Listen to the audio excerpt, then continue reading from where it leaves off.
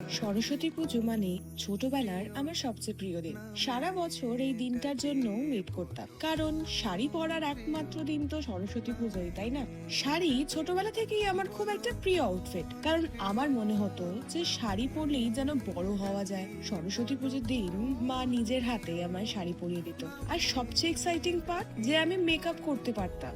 Lipstick, liner, চুড়ি আর কি কি পরতাম ঠিক মনে নেই, কিন্তু সেই অনুভূতিটা অবশ্যই রয়ে গেছে। সবচেয়ে মজার ব্যাপার হলো হাতে বই নিয়ে প্যান্ডেলে যাওয়া, হাতে কুচো ফুল নিয়ে চারিদিকে তাকানো, আর পুরোত মশাইয়ের দিকে হাঁ করে চেয়ে থাকা। কিন্তু সময়ের সাথে সাথে আরো একটা সরস্বতী পুজো অলমোস্ট এসে গেছে, কিন্তু এবারে শাড়িটা আমি নিজের হাতেই পরে ফেলেছি। লিপস্টিক, চুড়ি, লাইনার সবকিছুই আছে, কিন্তু ছোটবেলার সেই ফিলিংটা কিন্তু আর নেই। আশা করি তোমাদের এই লুকটা খুব ভালো লেগেছে, আর গল্পটা শুনে যদি একটু হলেও নিজের ছোটবেলায় ফিরে যেতে পেরেছো, তাহলে এই রিলটা কিন্তু আমার সাকসেসফুল।